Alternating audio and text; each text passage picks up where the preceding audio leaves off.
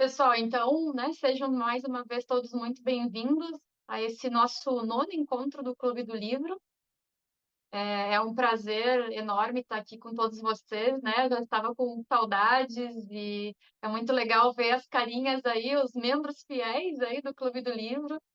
A gente já tinha anunciado lá em outubro a obra que a gente estudaria juntos, né? O Anarquista da Segurança. Então, foi um bom período aí, acho que todo mundo conseguiu fazer a leitura, aprofundar um pouquinho. E eu tenho chamado nos últimos encontros pessoas que, de alguma forma, têm uma boa história para contar com o livro ou que têm uma relação legal aqui com o livro, né?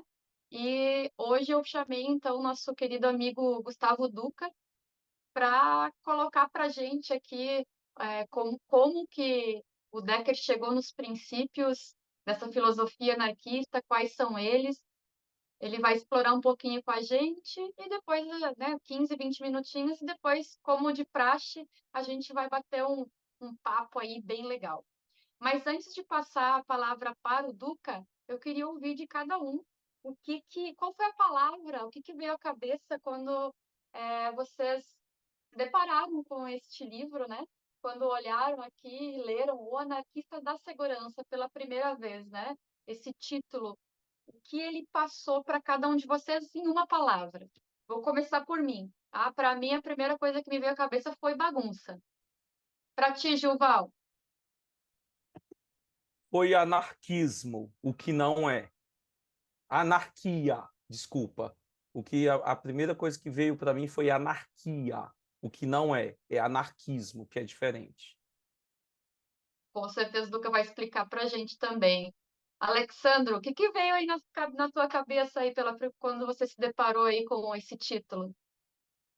Eu acho que foi revolução, algo nesse sentido, assim, tipo, virar de cabeça para baixo, é, mexer no que está quieto, acho que mais ou menos assim.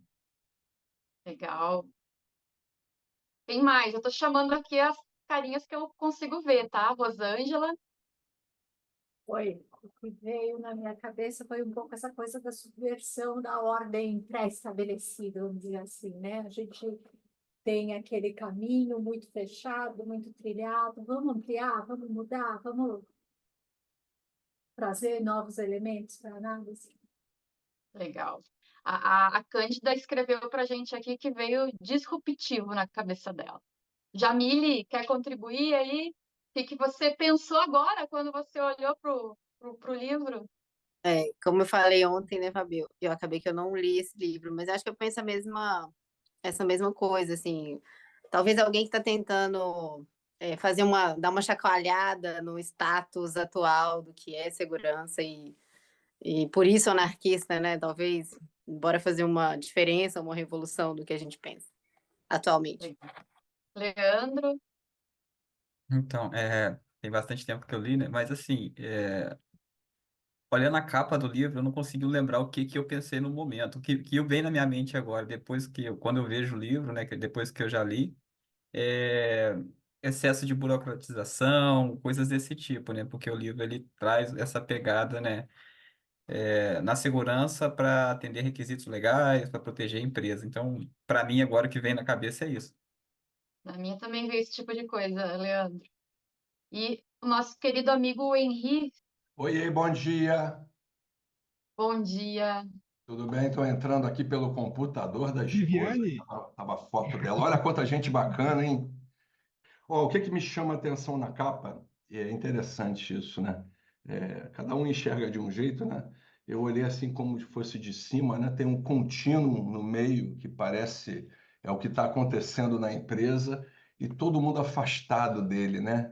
Tá até recortado, parece uma mesa que está cortando as pessoas, afastando. Interessante, eu tive uma visão diferente quando eu vi essa foto pela primeira vez. Obrigada, então, pessoal. Eu acho que é legal a gente fazer esse primeiro momento, né? O que vem à cabeça, para a gente talvez depois finalizar com o que é de fato, né? Duca, então tá contigo a bola, passo para ti aí. Você já sabe o que a galera pensou, né, no início. Vamos ver como a gente finaliza, né? Então, antes da gente começar a apresentação aqui, eu acho que é interessante. Primeiro, eu sou péssimo em entender arte, Henri. Então, se você conseguiu ver isso aí na capa, eu não consigo entender. Nossa Senhora, não consigo entender nada. Mas a capa anterior, ela era um pouco mais simples, né, de compreensão, que era uma placa escrito ninguém se machuca aqui hoje, né? E embaixo, escrito tipo em sangue, ninguém me fala o que fazer. É como se a gente essa discussão, né? O anarquista se insere bem nessa discussão entre uma regra que vem de fora, uma regra imposta, e as necessidades e as regras que são criadas bem ali no meio durante a atividade, né? No trabalho quente. Eu acho que esse é o tema principal e eu acho que o anarquista, e tem pessoas que criticam um pouco a escolha desse título pelo Decker, né? Eu acho que ele é interessante, eu acho que o Decker ele quis exatamente tacar um pouco de fogo no parquinho mesmo. A maior parte das ideias que estão aqui não são ideias novas, ele realmente pega e dá um reapanhado, uma relógica nas ideias, mas a ideia é um pouco essa que acho que todo mundo teve, né? Peraí, ele está questionando alguma coisa, ele está questionando uma ordem, está questionando o que está questionando aqui. Essa anarquia em relação ao quê, né? A anarquia, ela por si, né, historicamente, o que a gente entende é esse questionamento de uma ordem imposta, né? E aí o Decker ele pega um pouco esse filão, fazendo uma inflexão e a diferença de anarquia, que é isso que a gente está acostumado, para anarquismo, que é essa visão que eu falo que ele reorganizou e reinseriu aqui no livro. Então, gente, a ideia aqui, primeiro, antes de mais nada, agradecer a Fabi, né, e agradecer a todo mundo aqui por estar aqui de manhã, assim, eu acho que é isso que torna a gente mais forte, realmente, tecnicamente. Ninguém consegue aprender sozinho, não existe conhecimento que seja individual. Todo conhecimento é necessariamente coletivo e colocar ele em prática, discutir é que torna isso em real conhecimento. Eu ter uma ideia muito boa, não adianta nada se não vem a Fabi e não critica, e aí, a partir dessa crítica eu entendo mais um pouco do que faz, o Juval, o Henri, então é nesse movimento de reflexão, crítica e teste, né, em campo que a gente aprende. Então, gente, antes de mais nada, feitas essas apresentações, né, vamos começar aqui a minha apresentação. Vou ser bem expresso, gente. Eu vou fazer uma ponte, como eu falei, essa ideia é uma ideia que o Decker ele pega, de certa forma, reorganiza, e aí eu vou tentar colocar a ideia do Decker também um pouco reorganizada em uma linha do tempo que eu utilizo em algumas aulas minhas, que eu acho que facilita, e aí eu vou salpicando, em especial, as partes mais importantes do anarquista, ou seja, aquilo que não for do anarquista, eu vou passar bem en passant, assim, só para dar essa noção de quase um storytelling, vamos colocar assim, né? Essa noção de continuidade. Então, gente, a organização básica que eu trago aqui para a gente, e é em cima disso que a gente vai conversar, o Gilval até conhece, mas você vai ver que tem diferenças, Gilval. Isso aqui evoluiu muito de 3 anos atrás.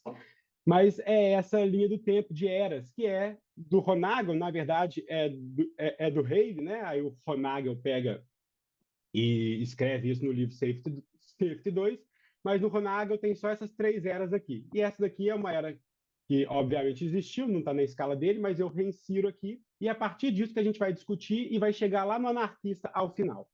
Mas para chegar lá no final, no anarquista, que está bem aqui com as novas visões, essa parte em verde aqui, eu quero falar um pouquinho dessa parte aqui, pré-industrial, do artesanal, e mais importante, artesanal e inerente ao ofício, inerente à prática.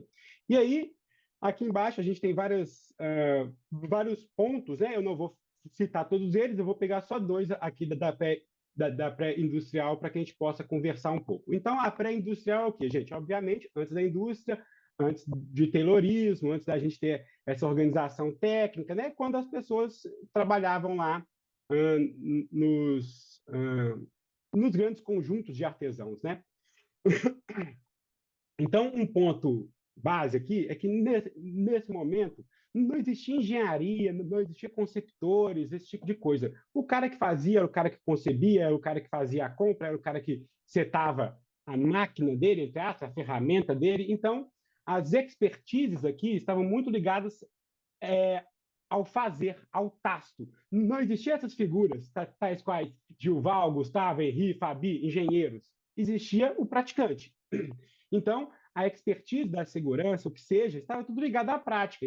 A gente vê isso no livro do Dyer, por exemplo, Morte e Vida no Trabalho, acho que é esse o nome, ele fala do sexto sentido da mineração. Então, como que o mineiro sabia que ele não devia entrar em um túnel ou não devia entrar no outro? Então, eles sentiam o gosto dos veios de água que desciam ali, sentiam um cheiro, um barulho. Era isso que eles usavam para fazer a segurança, ou seja, uma segurança muito ligada à prática, né? E não tinha muito hierarquias, padrões. Ninguém está falando que aqui era inerentemente mais seguro. Estou falando que existia segurança e essa segurança era feita pelo próprio trabalhador através da sua prática. Todavia, com a invenção, com o início da Revolução Industrial e o advento das engenharias e a ciência, todo esse caminhar do iluminismo, né, a gente também tem o começo de uma engenharia de segurança, aqui representado pela lâmpada de Davy, que é, como fala, o primeiro instrumento de segurança do trabalho, a primeira ferramenta. Fundamental, e aí eu acho que é fundamental que a gente tenha uma reflexão rapidamente aqui sobre a lâmpada de Davy, como isso poucas vezes é colocado de uma maneira um pouco mais situada politicamente, né? Se falar, o grande invenção, a lâmpada de Davy, e agora a gente consegue ter as atmosferas, ok, foi isso mesmo. Mas isso se insere, todo instrumento tem política, todo instrumento se insere em um contexto social, cultural, político. E falar da lâmpada de Davy, sem falar dos impactos políticos que ela tinha na autonomia do trabalhador, é despolitizar completamente o debate e tornar o debate mais opaco e menos possível de caminhar. O que o Dyer fala muito bem é que, claro, a gente teve muitos ganhos, né, gente? Imagina, a gente está num começo que as coisas são muito arcaicas ainda, muito manuais, muito o trabalhador muito próximo do perigo, e aí a partir da lâmpada, e a partir desse começo, então toda melhoria ela é muito robusta nesse começo, muda muito, né? Assim, os ganhos de segurança são muito, na escala, vamos colocar assim, são muito altos nesse começo. E, obviamente, a lâmpada de Davy, como ela conseguia ver a atmosfera explosiva, que antes o cara fazia pelo nariz, pela escuta, pelo gosto, obviamente ela propicia muitas melhorias. Mas, ao mesmo tempo, o que o Dyer mostra é que essa lâmpada ela vira um objeto de poder e de autoritarismo. Ou seja, espera aí, eu, trabalhador que conheço aqui até agora mineiro, falo, não quero entrar aqui porque eu acho que tem um perigo. Alguma coisa me diz, o meu sexto sentido da mineração me diz, mas aí chega o Gilval, o meu capataz, nessa época era um capataz possivelmente, fala, não, a lâmpada de Davy está mostrando que não tem atmosfera explosiva. Entre. Ou seja, uma série de outras questões que envolviam a segurança e que não capta aqui, porque eu capto só atmosfera explosiva, eu não capto risco de desabamento, eu não capto outros riscos que existiam ali, isso não é captado e, ao mesmo tempo, parece que isso não existe. A lâmpada é igual como fosse um número, ela tem como fala, uma lógica suprema e ela, de certa forma, permite que as pessoas... É ela que indica o que é seguro ou não. Ou seja, a gente tem uma grande melhoria, a gente tem uma grande melhoria proporcionalmente, mas a gente continua tendo muitíssimos acidentes graves depois da invenção da lâmpada de Davy. Ou seja, aquilo que a gente poderia ter diminuído enormemente os nossos acidentes, de certa forma, é recompensado um pouco por esse autoritarismo. Se reduz menos do que poderia se reduzir. Ou seja, as invenções técnicas são incríveis,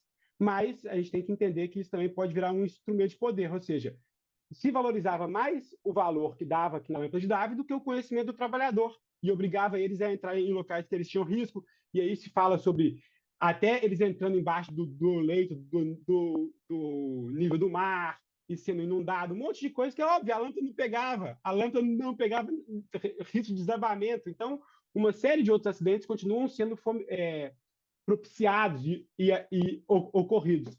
Então, gente, um ponto fundamental aqui, e o centro do que a gente quer discutir hoje, é que existia, existe e sempre existirá uma segurança que vem da prática, que é aquilo que executando, que eu entendo, é o conhecimento que vem da prática. A gente valoriza isso tanto quando a gente contrata supervisores experts, né, e não contrata novato. Então, há um conhecimento que vem da prática e há um conhecimento que, óbvio, científico, que eu posso ter de fora dessa prática, de certa forma. A grande questão é quando rola um certo autoritarismo. Cuidado, gente, sem maniqueísmos. Ninguém está aqui falando esse é o ruinzão e esse é o bonzinho. A grande questão é que quando um só desses é privilegiado de forma mais intensa, a tendência é que a gente tenha problemas, assim, né? Uma vez que a gente entende que tanto a segurança normatizada do passado quanto a segurança em ação, ela tem valores. Então, e aqui eu não vou entrar no detalhe, na minha aula eu falo de cada um desses momentos, mas o que a gente vê é que essas três eras, a era da confiabilidade, a era do comportamento e erro humano e a era da gestão de sistemas, principalmente até esses primeiros momentos aqui, 2010, assim, o que a gente entende aqui é que aqui há uma visão mecanicista muito intensa, né? A gente poderia, e eu acho que até valeria a pena, reunir todas as eras em uma mesma. Porque a epistemologia, a base epistemológica que está por detrás aqui, de certa forma, é a mesma. Ou seja, há uma primeira era da confiabilidade técnica, onde a gente melhora as máquinas, vai criando máquinas mais confiáveis, tudo uma visão muito do quão estrutural, forte, resistente é aquilo, né? A prova de erros ou que quebra menos. No comportamento humano e no erro humano também, essa visão bem do behaviorismo, dessas primeiras ciências comportamentais aí, e do sistema de gestão com essa criação de regras e sistemas de gestão, mas todas elas com uma perspectiva. E, gente, não estou criticando, falando que elas são todas ruins, elas têm ganhos, tiveram muitos ganhos. Gente, a gente mudou de uma segurança lá que explodia mina direto para uma segurança onde uma explosão de minas é realmente uma coisa que mobiliza toda a sociedade, né? Enfim, e é uma coisa um absurdo.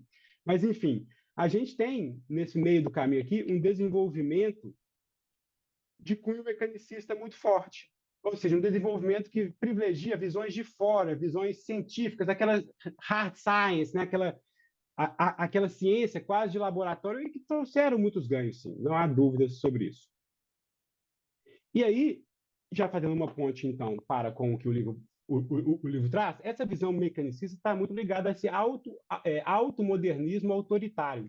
E o que é esse automodernismo autoritário? Essa lógica, essa ode em demasia, de certa forma, à racionalidade, ao planejamento, a essas hard science, né? A essas ciências de cunho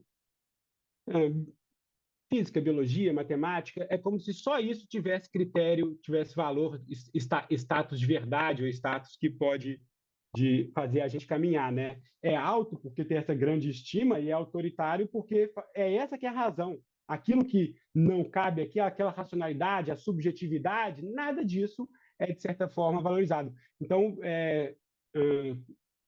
epistemologias como sociologia, antropologia, etnografia, psicologia são desvalorizados, né? Porque o que vale é isso. E aqui a gente tem aqui no nosso lado direito, aqui a gente tem Brasília, né, gente? Onde foi tudo pensado antes, então toda essa lógica ex ante, o que é ex ante? A gente consegue prever tudo antes, e aí eu conseguiria fazer o melhor plano, e basta a pessoa viver, basta ao trabalhador execute, né? Eu sou o cara que tem a manha, que entende, crio esse padrão, essa regra externa, e o outro basta ele executar, né? E três conceitos centrais a esse modernismo autoritário, né? E toda essa ode ao controle que se tem, é um padrão, né? A expectativa, aquilo que eu consigo, de certa forma, padronizar, colocar, de preferência em um número, e aqui eu trago uma referência do Tyranny of Metrics, que é muito interessante para ver os limites da formalização e de colocar em números, o controle central, essa autoridade central para obrigar as pessoas a se conformarem com isso, e essa legibilidade sinóptica, que é a possibilidade, a ferramenta, algo que eu transformo aquela realidade em algo que seja simples de controlar, simples de ver, né? Que se adeque a esse padrão e adeque a esse tipo de controle central. Todavia, por mais que planos sejam ótimos, e planos são ótimos, eles são insuficientes. Então, quando eu tenho essa dessintonia e esse autoritarismo normativo muito forte, vamos colocar assim, esse automodernismo autoritário muito forte, é o que acontece em Brasília. Eu acho que eu conseguia prever tudo, mas agora a gente vê que Brasília era meio que imorável, do jeito que o Lúcio Costa previu. Então, tem uma série de adaptações a serem feitas, e aqui eu coloco a verbalização de uma colega nossa, uma professora da UNB, que ela fala, ó, achava-se que podia controlar totalmente o desenvolvimento de uma cidade. Não é só isso, como se pensava que esse controle total era bom, não só possível, como desejado. Isso é uma coisa, acho que típica aí desses momentos anteriores. Então, atual visões, o paradigma ecológico situado, vem para, de certa forma, retroalimentar e reentender e, na verdade, colocar, peraí, está todo mundo vendo de fora, vamos ver de dentro, né? Vamos tentar entender como que o trabalhador age em contexto, ecologicamente, em situação. E aí eu vou trazer umas coisas aqui só bem en passant, gente. Então, a gente tem esses referenciais centrados na atividade, né? Como o affordance, né? Essa porta, ela entra ou ela sai? Essa barra aqui parece que é para eu pegar e puxar, mas tem um exit, então parece que é para eu sair. Então, qual que é a lógica? Uma coisa é o projeto, outra coisa é como eu vivo isso em campo no momento, né? Aqui, por exemplo, fala, não, gente, o design ele devia passar por aqui, esse é o caminho melhor, mas peraí, a experiência do usuário está falando que ele tem que passar por aqui, porque ele é um doidão, um anárquico, um cara que não sabe, não. Ô, gente, olha aqui, repara que esse caminho ele continua, esse caminho continua, isso aqui não é uma coisa só. Então, esse cara aqui, possivelmente, está fazendo isso aqui porque esse é um caminho que corta mais. E aí a gente vê por a racionalidade situada dele estar em situação ali que fala, ó, eu estou precisando cortar esse caminho por algum motivo X, Y, Z, o que eu tenho que fazer? Na hora que a gente vai explorar, por exemplo, como funciona um campus, por exemplo, imagina que eu tenho uma aula que acaba 1 hora aqui e a outra começa 1h05 ali, e eu tenho que mudar de prédio. Então, o cara ele vai cortar um caminho. Se esses fluxos não estão bem pensados, e eu não estou falando que nem que esse caminho que ele cortava antes era o melhor, estou falando que possivelmente, em situação, ele percebeu essa necessidade por algum momento. Então, eu pensar esse campus todo recortado assim, parece que não vai ser a melhor forma. O que eles fizeram lá na Califórnia foi, por exemplo, deixar o pessoal caminhar, depois pavimentar o caminho onde o pessoal anda, ou seja, anarquismo de segurança nesse caso, né? Olha como que funciona um campus aqui, onde os fluxos são criados a partir do real uso e não a partir do eu, quanto engenheiro, vou conseguir situar aqui. A gente tem aqui também, não vou passar aqui, aquela velha questão sobre tarefa e atividade, as diferenças, né? E como que a atividade é sempre diferente, a tarefa é sempre igual. E como que a gente tem que avaliar isso para entender como que o risco se manifesta, etc. É muito mais complexo do que aquela questão que o Todd traz ali. Esse aqui é a base do que a gente usa em ergonomia para entender tarefa e atividade. Não vou passar em detalhes, mas assim, existe toda uma complexidade por fim. Mas o que a gente quer entender ali, enquanto ergonomista e enquanto nova visão da segurança, é o sentido que tem o trabalho, é o saber do trabalhador, é o que ele traz para a ação ali. Então, tem um caso no livro do Raoni, que é o robô virador de queijo, que se entendia que os caras tinham que só virar queijo e criar um robô para virar o queijo. Mas não, o trabalho do cara não é virar o queijo, o trabalho do cara é saber qual queijo tem que virar. Então ele bate, ele entende, ele cheira e aí ele vira. Uma coisa que não tem nada a ver com essa lógica que se cria aqui.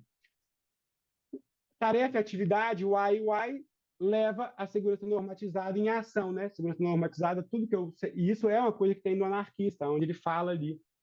E aí, aqui eu vou fazer a ponte para o que é anarquia e o que é anarquismo, né? Então, a segurança normatizada, tudo que eu consigo prever antes, as normas, esse histórico que a gente consegue colocar no papel e transmitir para o outro, de certa forma, e a segurança em ação, aquilo que eu tenho que fazer em situação ali. E o que o Amalbert e o Morel mostram é que a segurança real envolve esses dois. Envolve prevenção e envolve adaptação, inerentemente essas duas coisas. Todavia, um outro problema muito comum ao se ler o Amalbert é que as pessoas acham que, como existem três tipos de modelo, né? O ultra normatizado, onde é mais importante a regra fria do que a adaptação, como instalações nucleares, etc. O ultra adaptativo, que é mais importante a adaptação do que regra, como pesca marítima, esportes radicais, medicina de catástrofes, e o normatizado adaptativo, que é um equilíbrio dos dois tipos de segurança.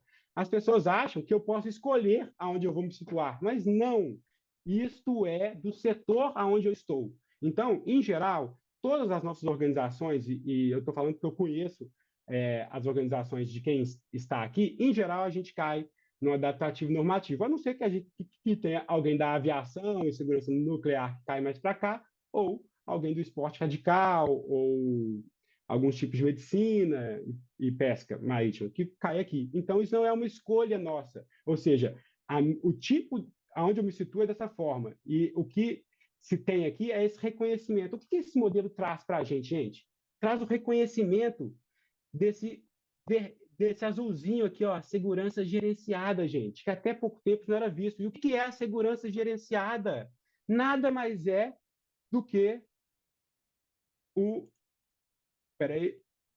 Nada mais é do que o meu anarquismo de segurança. A segurança gerenciada, a segurança em ação é o reconhecimento que tem regras que só aparecem na prática. É o reconhecimento que esse anarquismo que o Decker fala, isso traz segurança, isso é importante mesmo para atividades ultranormatizadas.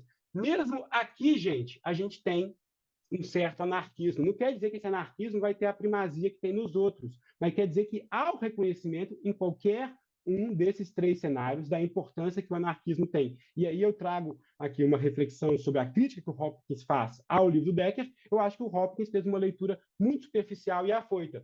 Ele falou, não, anarquismo, segurança, não serve segurança de processo. Gente, a gente não está falando que serve unilateralmente, não. Segurança de processo, por exemplo, pode, em uma empresa química, óleo e gás, pode estar, às vezes, mais próximo do ultranormatizado. O que ele está falando é que, o que o Decker traz é que, mesmo aqui, vai ter algum valor. Não tem a primazia que teria na pesca, o anarquismo, ou que teria aqui no normativo adaptizado, mas ele tem valor.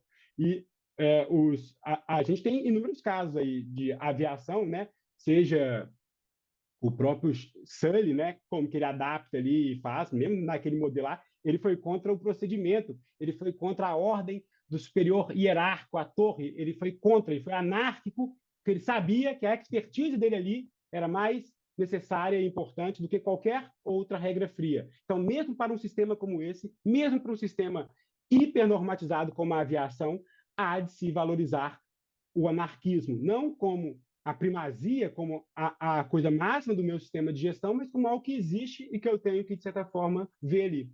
Então, o que a gente vê aqui é que aqueles modelos, né, é um contínuo entre isso daqui e que é do setor, né? Então, aqui em cima tem um pouco das características, né, de cada um desses dois, mas, enfim, não vou passar por isso aqui não, para a gente aproveitar o tempo aqui no nosso próximo slide. Então, feito toda essa exposição, eu venho lá de trás, onde só existia, vamos falar, anarquismo de segurança, não é anarquia, porque lá também existiam as comunidades de ofício, existiam toda uma forma de homogeneizar comportamentos, não era qualquer um que poderia ser um ourives, um artesão, então existia controle sim, só que era um controle de anarquismo de segurança, era um controle feito através muito mais da própria prática, muito mais das regras quentes do que de uma regra fria que vinha para gerenciar. E aqui a gente faz, então, a nossa diferenciação. O que é o anarquismo, que é o que o Decker traz? É uma ideia, um conjunto de ideias, é uma crença na limitação do controle centralizado em abandonar meios e instituições coercitivas para fazer as pessoas funcionarem e cumprir padrões. É uma auto-organização, uma organização de equipes muito mais cooperativa e horizontal. E sempre que vocês ouvirem auto-organização, ouviu auto-organização, lembrem do Tavistock Institute, onde lá tem os primeiros grupos sendo autônomos e está ligado à própria criação da organização do trabalho, lá desde o primeiro momento da organização do trabalho, lá quando tem a Revolução Industrial, já existiam grupos semi-autônomos. Então, como isso não é uma coisa de doidão, nem uma coisa nova agora, como sempre existiu, sempre teve aí, existe um instituto que pesquisa basicamente só isso, que é o Tavistock Institute, no Reino Unido. E a diferença de anarquismo para anarquia, que é um estado das coisas, é aquela desordem social, Bakunin e toda aquela galera lá, resulta da ausência de regra. E o anarquismo não é a ausência de regra. O anarquismo é a valorização da regra que é criada na prática, do saber que existe na prática, e que esse saber, por vezes, vai ir contra a regra fria. Tem uma frase do Francisco Lima que eu gosto muito, que é a regra fria sempre é insuficiente para regular completamente a situação quente. A regra fria é um ótimo auxílio, uma ótimo suporte, mas insuficiente para regular a questão futura. Então, a gente achar que segurança ou qualidade é só cumprimento de regras, só lógicas ex ante, a gente está matando o que é o próprio trabalhar. É tipo assim, está tudo definido, vai lá e execute. E a realidade não é essa. A realidade é que, sim, todas essas regras prévias eram úteis, mas, na realidade, no trabalho quente, há sempre algo além disso. Então, eu tenho que recontextualizar, reificar, que a gente chama, né? Trazer a vida de volta a essa regra, inclusive para modificá-la, para adaptá-la. O De Jur é alguém que fala muito bem sobre essas questões aí do trabalho quente, né?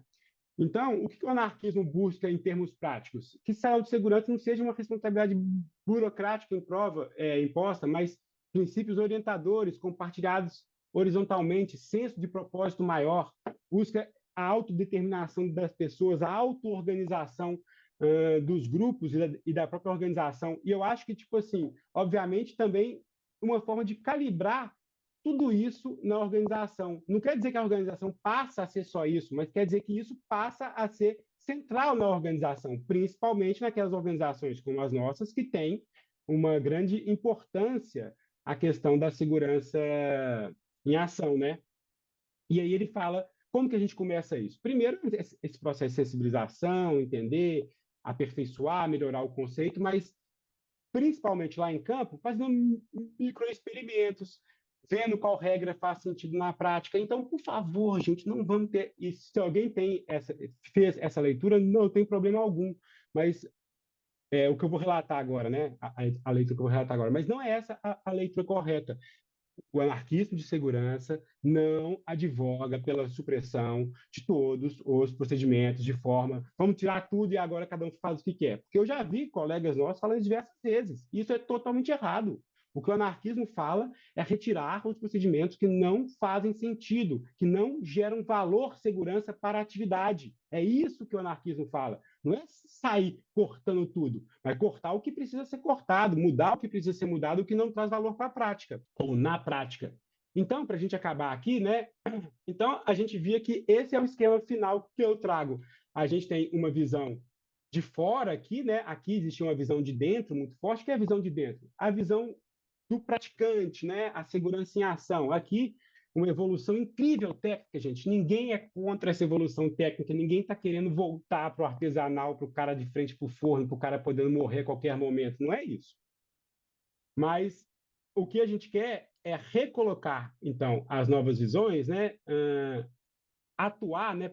Primeiro reconhecer que a segurança em ação sempre esteve presente. Ela não foi suprimida lá atrás.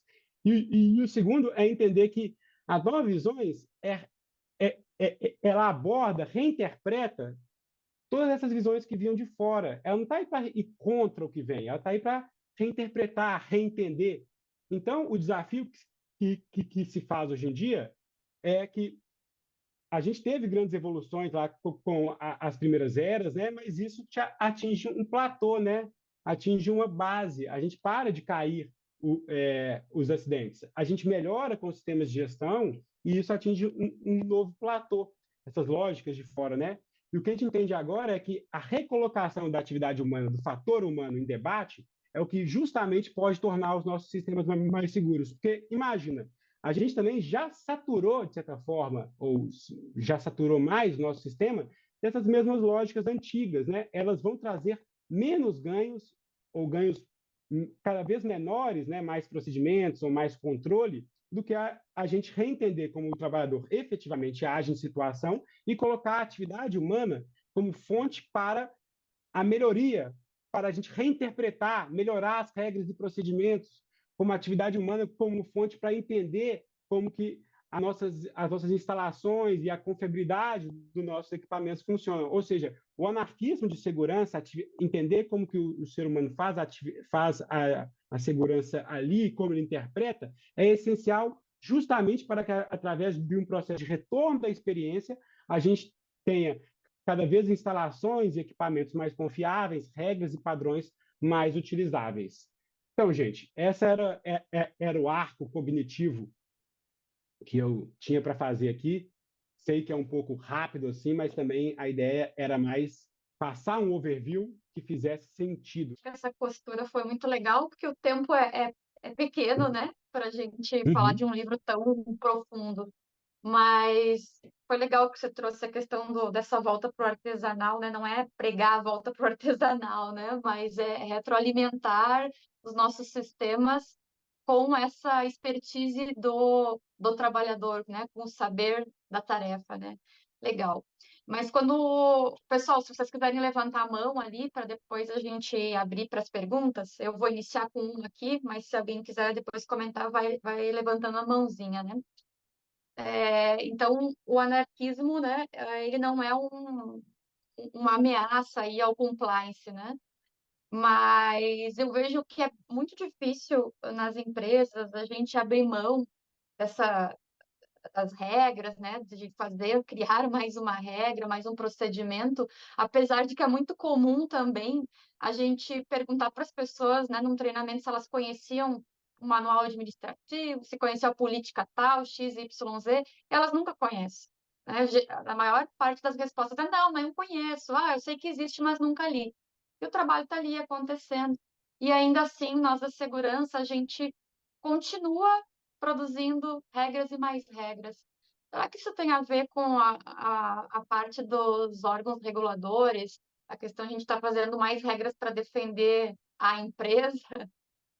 É o que você tem a dizer sobre isso? Porque, apesar da gente saber disso, a gente continua fazendo, né? A gente sabe que as pessoas não conhecem a regra, não leem aquele documento, e ainda assim a gente permanece fazendo. Olha, Fabi, eu acho que tipo o anarquismo ele não é contra as regras necessariamente, né? É contra as regras que não fazem sentido.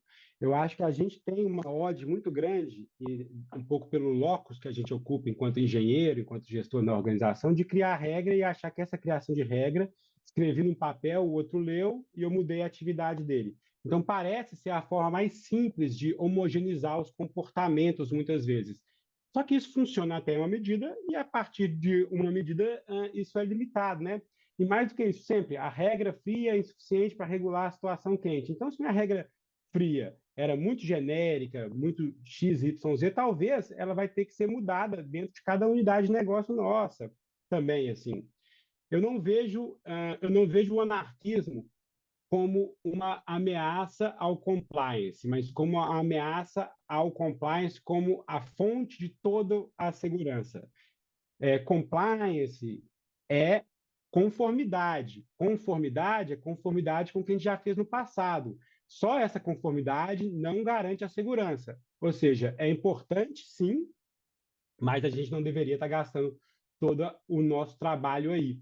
E aí, antes da gente criar mais uma regra, né? Eu acho que é sempre bom a gente entender a prática. Então, eu senti que o cara fez uma ação aqui que foi ruim, parece que a gente precisa melhorar esse procedimento. Beleza, esse é o ponto. Agora, que regra é essa? Como eu vou veiculá-la? Aonde ela vai estar? Eu acho que este é o real debate. Não adianta eu escrever no procedimento. Vou dar um exemplo aqui que é super interessante, né?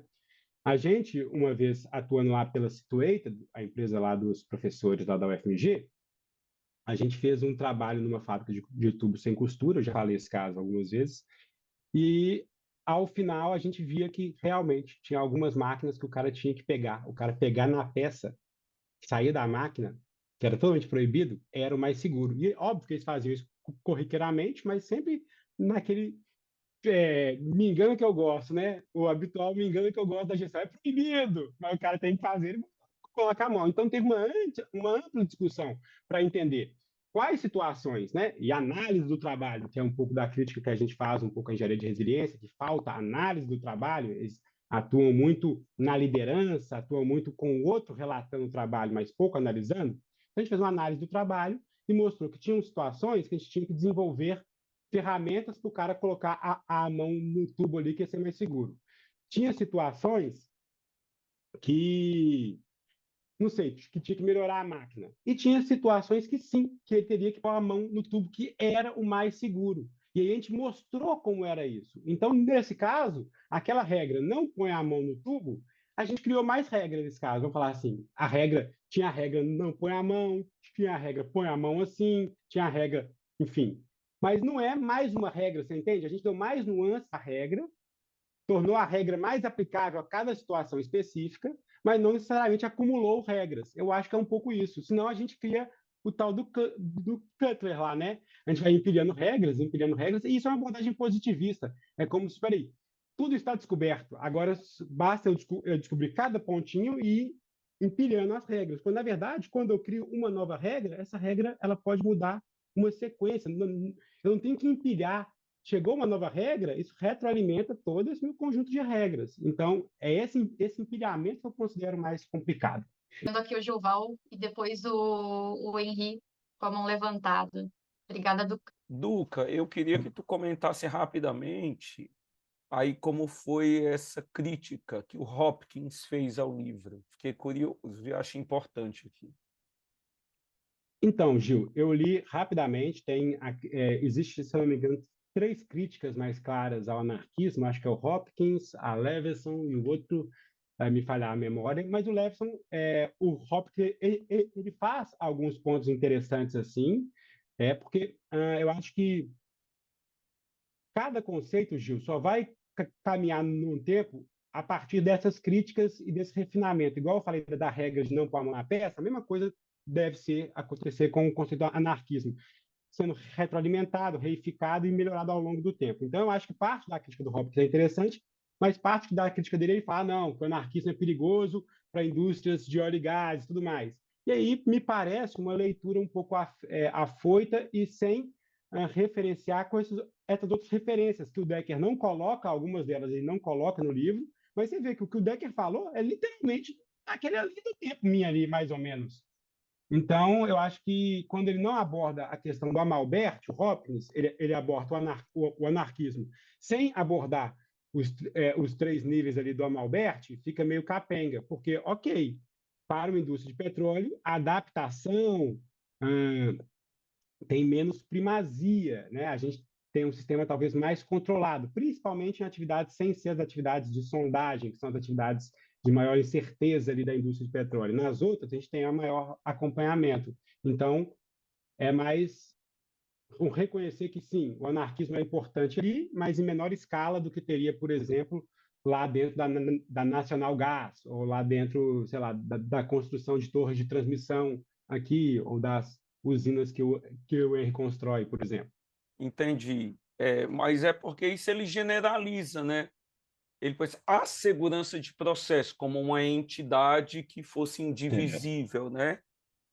Acho que a nocividade da crítica está aí, porque dentro da segurança de processo você tem várias atividades e, claro, tem algumas coisas que vai precisar da autonomia do Eu acho que ele fala operador em final. relação aos grandes acidentes, né?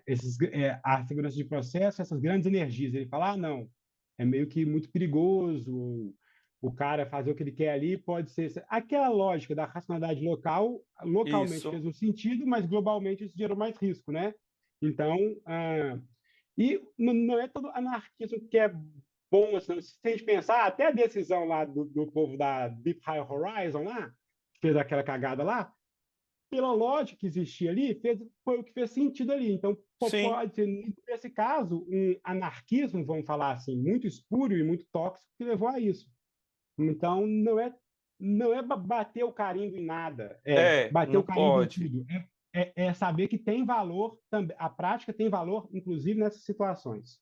E só para finalizar o comentário, a sua resposta, também conhecido como tréplica, se a gente pegar Michel Lohry e aqueles 3 capítulos que eu comento nos meus vídeos, você vai ver que a gente está falando de segurança de processo, você vai ver que a gente está falando de organizações de alta confiabilidade e que, sim, em algum momento precisava-se de autonomia ali para a moçada. Michel Lohry deixa isso muito claro. Massa, Duca. Legal. Obrigado. Vai lá, Henri. Então, pô, legal demais. Olha as perguntas que estão vendo. O tema é muito legal. A tua apresentação foi muito bacana. Não é anarquismo, né? Não é anarquista, é anarquismo. Para contextualizar, eu acho que ele se arrisca muito, Decker, né? Ele não pega uma pedra e joga na janela, ele pega um paralelepípedo e joga para cima. Esse é o Decker. Acho o livro maçante, repetitivo, mas é inegável, inegável. Eu estava vendo a quantidade de referência que ele cita. Só para olhar as referências que ele cita, eu preciso de uma vida. É muito rico. Respondendo ao Gilval, que eu gosto quando tem uns desafios ao vivo, que é bacana isso. O nosso clube do livro é isso. O comentário dele está no livro dele chamado Organizing for Safety, de 2019. É um capítulo do livro. Safety Anarchism, Safety 2 and Major Accident Risk. O Hopkins reclama do Decker e reclama do Ronagel. Beleza, tá bom. É um ponto de vista. Os livros dele são sobre desastres ampliados. Eu acho que tudo vai somando. A minha contribuição hoje no Clube do Livro é falar uma visão um pouquinho diferente para vocês. Todo mundo aqui trabalha com segurança e tal. Quem é dono de empresa, construtora, a gente tem que trazê-los para o nosso fórum, sabe? Porque entre a gente já tem nuances, vieses, discordâncias. Por exemplo, você comentou agora a crítica que a gente faz para a engenharia de resiliência. Eu também tenho um monte de crítica para a ergonomia, mas eu acho que a crítica não me contribui. O que contribui é quando a gente começa a juntar. Olha só, Ronagel estava atrasado uns 40 anos, né? Eu publiquei no grupo de ergonomia. A ergonomia já vinha com esses conceitos, eu fiquei feliz. Eu vi Ombredan e Fabergé você citando. Isso é bonito demais. Prova que a ergonomia estava muito à frente de seu tempo. O que eu quero falar é o seguinte: me chama a atenção que o Decker focou em compliance, é o famoso guarda-chuva para proteger. Só a empresa sabe os processos milionários que ela pagou. E aí, ao invés de eu abordá-los e falar assim, cara, vamos fazer diferente, o decluttering é fabuloso como conceito, realmente, vamos simplificar as coisas. A gente está mais ou menos tendo uma conversa de bêbado, não sei se eu me expresso bem. Estamos conversando entre a gente. Temos que chamar os caras. Tem que fazer um fórum do Clube do Livro e essas mentes brilhantes aí com os empresários. Sabe? Escutá-los e falar assim, Rico, tudo bem, tu tá filosofando pra caramba, mas a multa que eu peguei por não ter o procedimento, porque o advogado citou que não estava escrito no procedimento, faz com que eu tenha que me defender. Eu tive essa conversa com a Paula Scardino, coordenadora da NR33. Tinha um item da norma que falava: a cada problema que você tiver na entrada do espaço confinado, tem que revisitar o procedimento. Eu falei, Paula, eu vou criar uma lista amarela, não é mais um procedimento. Então, eu só queria ter o recuo de falar: ok, está muito bem apresentado, mas está faltando um elemento-chave. É o cara que tem a caneta. Eu ouvi isso de um diretor da empresa que eu estava trabalhando. Eu tive uma ocorrência, eu comuniquei a ele: olha, foi uma ocorrência simples, o rapaz não vai requerer cuidados médicos, ele já retornou ao trabalho. Quando eu falei isso, ele respondeu: eu sei, eu tenho a caneta. Aí eu olhei para a cara dele, eu falei, perdão? Aí ele falou, não, porque se não for assim, eu tenho a caneta. Eu multo a tua empresa, eu tenho a caneta para ele demitir, você está entendendo? E aí o livro retrata essa história, né? Quem vai ser o cara que vai derrubar os 6 milhões de homem-hora acidentes da Macondo? Quem vai ser o nome que vai zerar a placa? Quem quer ter essa pressão? Então, ele cita muito bem, a gente fica torcendo a regra. Olha, não é afastamento, o rapaz aceitou trabalhar, não é afastamento, a gente botou uma botina mais larga, ele está sofrendo, tá uma dor miserenta, mas ele está lá trabalhando.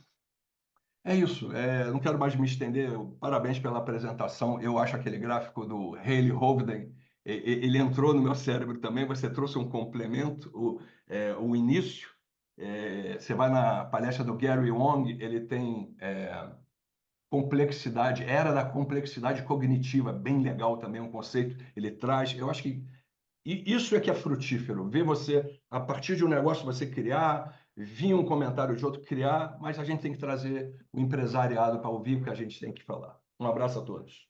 Legal, Henri. Eu Ótimo. acho que você tocou num ponto que era o que eu estava querendo trazer ali quando eu fiz o primeiro comentário, né? Eu acho que é isso que motiva muito a gente dentro das empresas a criar procedimento, né? É essa questão jurídica, essa questão do passivo, do processo, né? Entre outras coisas, mas que é muito forte, né? Eu acredito que isso é culpado por grande parte aí dos nossos procedimentos, né?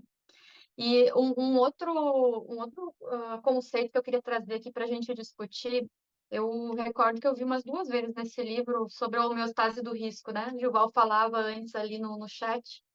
E eu queria trazer um pouquinho para a gente conversar sobre ele, né? Então, vamos pegar o exemplo do carro, da pista, né? Se essa pista tiver, o asfalto tiver bom, tiver bem iluminado, tiver com um carro com freio ABS, eu me ajusto, né, a esse risco, eu arrisco mais.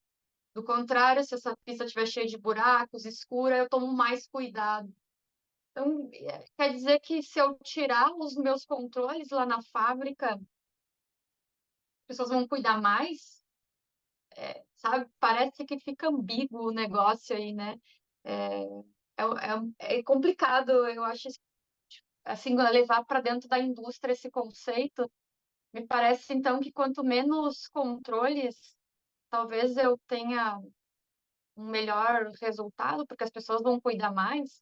Queria ouvir um pouquinho você sobre isso. Gilval está com a mão levantada, Duca depois. É um movimento social natural. Se eu aumento as defesas, eu me exponho mais. Isso em todos os aspectos nossos, né? De toda a nossa complexidade. Vou pegar o exemplo da saúde. Quando eu estou super bem, me sentindo bem, sentindo que minha imunidade está assim, naturalmente eu me exponho mais, né? E isso é um fenômeno natural. Psicologia social explica isso de uma forma muito legal. Aí eu quero agora levantar a bola para o Duca, porque o que eu entendi, Duca, lendo e interpretando o capítulo 1º do Sidney Dekker, Foundations of Safety Science, que eu tive a oportunidade de fazer o vídeo, foi que a lâmpada de Davi, ela trazia um sentimento geral de poder para os trabalhadores, era conjunto, trabalhadores, supervisores, gerentes, então eles tinham esse sentimento. Nós podemos nos expor mais. Então esse era o entendimento que eu tinha. O Duca trouxe uma coisa muito interessante hoje. Ele trouxe a homeostase de risco um toque interessante de comando e controle. Então ele fala que a lâmpada de Davi, ela forçou mais, ela deu oportunidade para que os supervisores e gerentes forçassem a moçada a ir mais além. Então era um conhecimento além do que eu tinha, e eu quero te pedir, Duca, para tu explicar isso. Então, Gil, eu pego esse entendimento da lâmpada de Davi, a partir do Dyer, que é um autor que até morou no Brasil um tempo, escreveu algumas coisas com o João Aerosa, se eu não me engano, que é um português. Então, você pode achar morte e vida no trabalho. Até aqui, ó, outra coisa, gente. Tá à minha frente. Esse daqui, oxi, mãe. Enfim, procure aí, morte e vida no trabalho. E aí ele explica isso, né, e de como que tem um texto do Vinegar também que fala que todo instrumento tem política, né? Então todo instrumento tem uma política por detrás, né? E gera e impacta ali. Então eu acho que tem várias leituras, né? Uma leitura e o que o Dyer traz, né, de fatos históricos é isso: melhorou a segurança, mas continuaram havendo grandes acidentes por forçar e por situações. E ele traz até relatos, né? Porque ele fez uma pesquisa histórica, acho que ele é sociólogo, alguma coisa assim. Voltando aqui a alguns pontos, eu acho que é importante algumas coisas. Isso que você falou, Gil, é isso mesmo, a homeostase, de certa forma, né? Então, não é que a gente corre mais intencionalmente, Fabi, é que a partir do momento que eu tenho menos constrangimentos e mais margem de manobra na minha atividade, eu posso fazer mais coisas, eu tenho mais possibilidades de otimismo na minha atividade, faço uma regulação que é diferente da anterior. Em algumas situações, isso pode parecer que a gente está tendo mais risco, mas na verdade é uma recompensação desses riscos. Então, é um pouco do ciclo natural, e não é que a gente está se arriscando mais, a gente está se arriscando menos. Se você for pensar como que era o trânsito antes e que andava mais devagar, ele é mais perigoso do que é hoje, que a gente tem um monte de outras coisas para garantir essa segurança. Então, é um pouco o que se fala, que a gente cada vez vai limitando mais os pequenos acidentes, mas a gente ainda continua exposto a essas grandes tragédias assim. Então, a homeostase do risco não é algo intencional. Eu acho que a gente tem que ter muito cuidado, igual aquela leitura que eu coloquei ali sobre os 3 modelos do Amalbertin Morel, não é intencional, gente. Eu vejo os textos do povo falando assim, não, que então o gerente, agora a gente vai querer ser tal lugar. Não é isso. A gente tem que tirar, a gente não pode pegar um conceito e colocar, porque o conceito está relatando, às vezes, sobre uma organização, sobre uma dinâmica social, e a gente acaba lendo isso enquanto uma ação. E não é muito isso, muitas vezes. Uma nova regulação desse sistema que é social. Regulação é um conceito muito bom em ergonomia e vale a pena descobrir. E aí, falando um pouco do que o Henry falou, Henry, eu concordo com você, mas eu vejo um pouco diferente. Eu vejo que só existe crescimento através, não é que só existe, mas a crítica é fundamental. Então, na hora que eu falo que a engenharia de resiliência privilegia muito fatores e privilegia muito a liderança, eu não estou falando que a engenharia de resiliência é ruim por si. Estou falando assim, esse é um limite. Se eu cair nesses pontos, a engenharia de resiliência talvez não me forneça a melhor solução. Por outro lado, a ergonomia é extremamente burocrática e quase irrealizável em algumas situações, porque ela pede um tipo de estudo que poucas empresas, às vezes, estão dispostas a comprar. Então, você acaba tendo que fazer uma ergonomia muito mais pelos meandros do que objetivamente. Então, esse é um limite da ergonomia. Eu acho que o reconhecimento mútuo desses limites é que permite a gente ter um toolkit. Então, quando a gente critica algum campo, não é para falar esse campo é ruim e não use ele, é mais para falar assim, tem limites, a partir daqui eu vou ter que utilizar outros, que é um pouco da discussão que a gente teve no HOP, né? Que o HOP está com alguns limites, assim, do ponto de vista de materiais, né? Então a gente tem que buscar outros. E aí, o último ponto, quando você fala da lista amarela, Henri, então eu acho que aí, ok, tem uma limitação de como o legislador colocou, mas o que o legislador quer é que se exista um processo de retorno da experiência através da prática, retroalimentando esse procedimento. Já tentamos fazer isso em algumas empresas, para você ver como que não é tão fácil, porque eu retroalimentar o procedimento através da prática é dar poder para a prática. É que esse procedimento não vai vir só da gente. Então, o que a gente queria fazer é que a gente conseguisse, por exemplo, um software, Henri, algo dinâmico, eu não vou expor tudo aqui, né, a nossa estratégia lá, que a gente fez a proposta, mas é que a cada prática o cara conseguisse indicar em um software ou alguma coisa qual ponto do procedimento ali tem que ser revisto. Ou seja, que é um pouco o que você falou.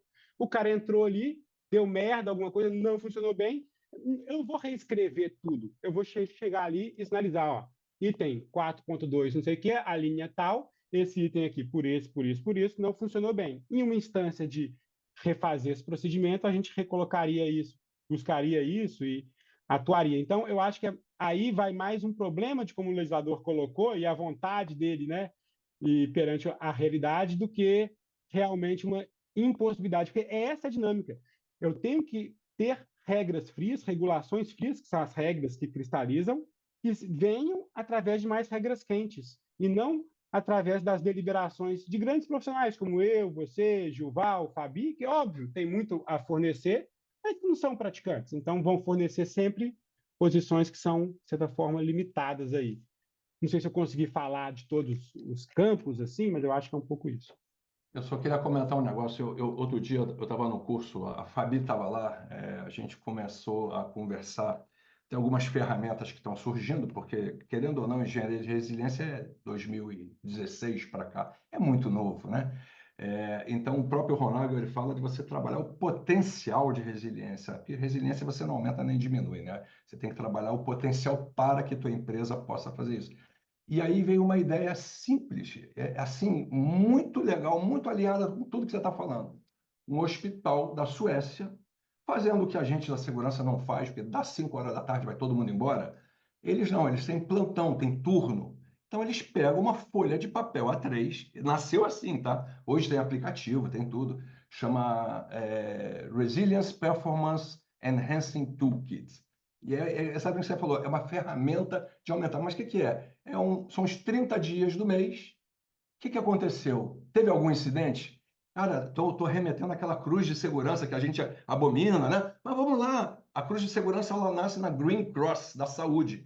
Então, simplesmente eles pegaram e falaram: vamos conversar todo dia com a equipe que estava aqui no plantão. O que aconteceu? Teve um acidente? Ou um incidente? Não, não teve. Teve um aprendizado, mesmo sem ter acidente? A gente se reuniu, mas não teve nenhuma ideia? Eles vão botando uns códigos de cores. Aí você pega no final do mês, quando o meu cliente só quer focar naquela porcaria daquele acidente que ocorreu, eu abro um painel para ele com 30 dias, cheio de ideias, cheio de controvérsia, cheio de tentativas de modificação. Muito bacana o que você falou, mas nasce realmente com quem está lá na frente de obra. Se essa pessoa for ouvida e a gente conseguir materializar, aí a gente consegue evoluir. Senão, fica os meninos lá na frente sofrendo sem nada. Depois eu vou compartilhar uma fotografia com vocês disso. É tão trivial que chega a ser constrangedor. Eu estou também usando isso na nossa empresa para mostrar. Não precisa de nada muito sofisticado. Vamos começar a pontuar quantas vezes a gente sentou e conversou sobre o que aconteceu no dia. Eu vou só colocar uma última pergunta para o Duca, mas fiquem à vontade, quem quiser abrir o microfone também e falar aí.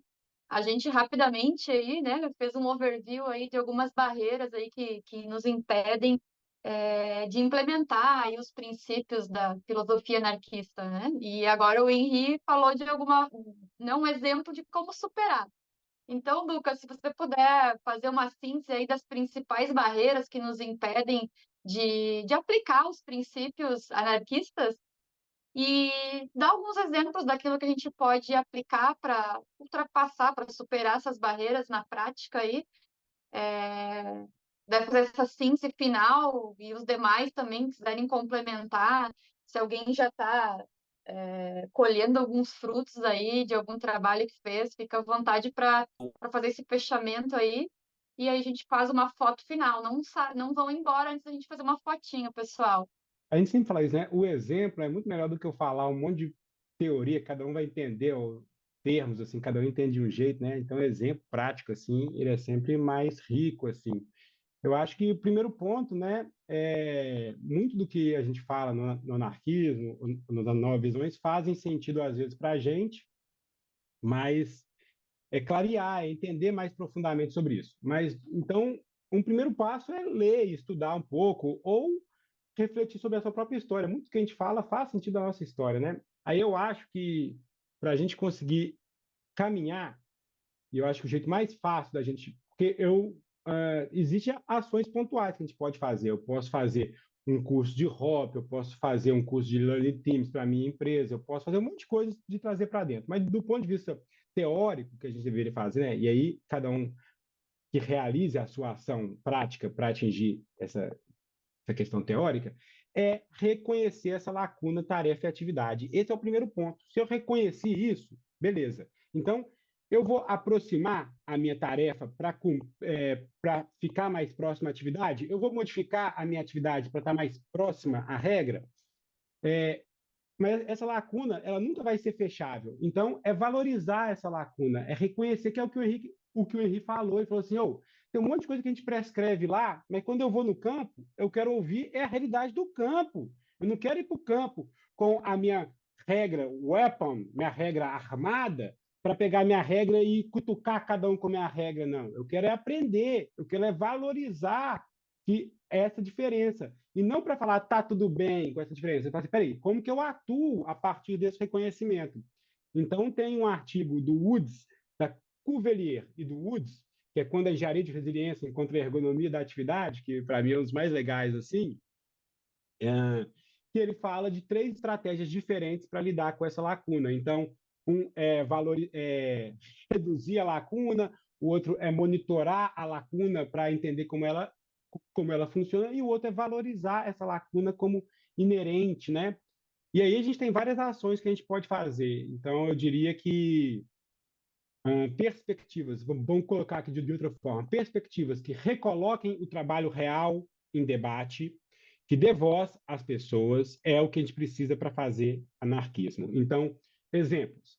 Espaços de debate do Raoni, por exemplo, são espaços onde a gente propiciaria o maior anarquismo adequado, né? Ferramentas de retorno da experiência. learning teams que a gente faz, né, Gilval? Pô, tudo isso é puro anarquismo, é recolocar a experiência, o contexto, a vivência em debate, não para falar que só existe essa, mas para falar que essa tem que ser ouvida, que essa tem valor, e para a gente evoluir, a gente tem que recolocar. Então, eu acho que fica alguma dessas dicas aí, mas cada um tem que pensar na própria estratégia, né? Acho que uma das primeiras coisas que as novas visões traz é não existe bala mágica para tudo, não me venha pedir um procedimento que eu fiz para usar na sua empresa. Vamos discutir qual eram os princípios que eu criei com o meu procedimento, e aí, obviamente, eu posso, inclusive, te ajudar a escrever um procedimento análogo para cumprir com princípios análogos na sua empresa, mas sem copiar, até porque aí eu estou agindo totalmente não anarquista, né? Eu estou agindo totalmente a regra fria e a regra fria do outro, né? Olha que regra fria bom do outro, vem para cá também. Aí não sei se funciona. Enfim, espero ter ajudado aí. Eu falo um pouco demais, me empolgo, mas é isso. Mas é bom, Obrigado. bom, muito bom. Oi, Fábio. Bem rapidamente, um dos pontos, né, que a gente sempre pensa em como melhorar a qualidade dos procedimentos, né, refletindo ali o que realmente interessa, e já tive a oportunidade de conhecer, de usar um pouco, explorar um pouco esse guia da POG, né, Human Performance na indústria de óleo e gás, e ele tem uma estrutura bem interessante, bem legal. Se alguém, né, tiver aí dentro das suas iniciativas algum tipo de revisão de procedimento, eu gostei bastante, indico, sugiro, né, para vocês absorverem o que fizer sentido para vocês, mas traz alguns desafios ali de como formatar, como envolver as pessoas, como usar um vocabulário que seja mais simples, claro e direto. Então, tem muita coisa relevante para essa validação dos procedimentos que geralmente é feita na mesa sem estrutura nenhuma, entendeu? Se vocês gostaram, tiverem algum comentário, alguma experiência positiva ou negativa, também queria ouvir a opinião de vocês nas próximas oportunidades.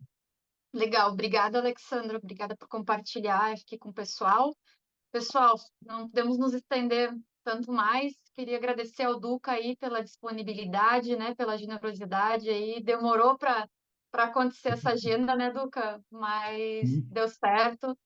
Obrigada por todos aí que tiraram um tempinho para estar com a gente aqui hoje de manhã, né? Quem encaixou tantos outros compromissos, né, para poder estar aqui.